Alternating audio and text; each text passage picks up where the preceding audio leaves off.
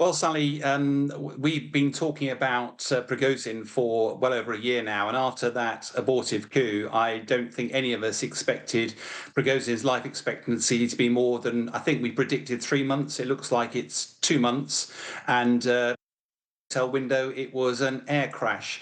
I think he left a legacy after that abortive coup. One would have expected President Putin to act very swiftly and decisively, but probably because of the influence that Prigozhin had, not only as an oligarch, but also as the leader of the Wagner group, absolutely Putin would not want to make a martyr of him. And therefore, there was a bit of tap dancing around what to do with Yevgeny Prigozhin, what to do with his Wagner fighters, because Putin, bluntly, his military has not delivered many battlefield successes.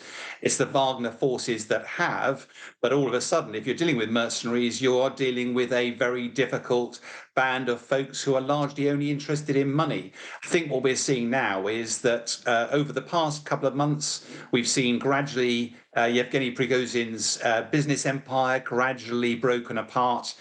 Some of it's been bought off him, some of it's been taken off him. We've seen the Wagner forces, some of them assimilated into the Russian military, some of them sent off to Africa, and some of them left in Belarus. And inevitably, that was clearing the decks, ready for Yevgeny Prigozhin's departure. The only question in my mind is why he didn't see this coming. He seemed to be still remaining in circulation. He turned up at if you remember, the Russian Africa conference only a few weeks back, seemed to be on the same stage as President Putin. And yet, what it appears now very clearly that his card was marked, his days were numbered, and it's no great surprise that he's met an untimely end.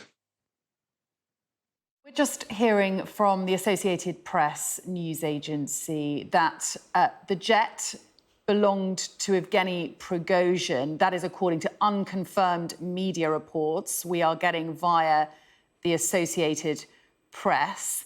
And we also are hearing that the plane crash took place 60 miles north of Moscow. Now, of course, the future for Yevgeny Prigozhin certainly seemed unclear after that attempted mutiny back in June, Sean. I mean, there was a lot of speculation that he could meet an untimely end, but many felt that he could have also been protected simply by the power and influence that he has, not least within the Wagner group, but also the war in Ukraine. Yeah, there's a couple of points there, Sally, one of which, after that abortive march, let's remember that Yevgeny Prigozhin used to be a hot dog salesman on the streets of St. Petersburg, and he had spent some time in prison, but a chance meeting with the President Putin meant that over time he became his chef, and then the two of them saw a very prosperous future because the businesses that Yevgeny Prigozhin started, he won contracts directly through his patronage of President Putin. So it's their mutual benefit, that friendship.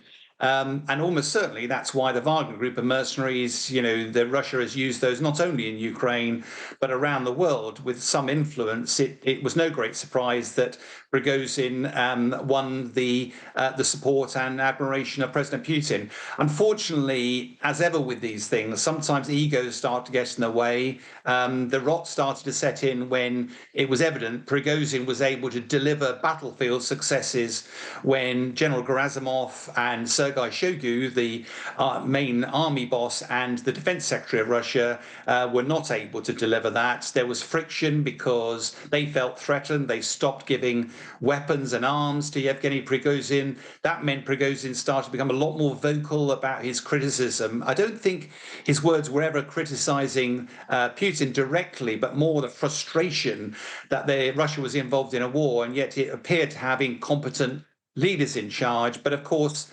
Prigozhin just didn't know when to stop, and that ego rapidly ran himself into trouble. Who knows why he stopped his abortive attempt on Moscow? He got some way up the M4, not to Bristol, but towards Moscow.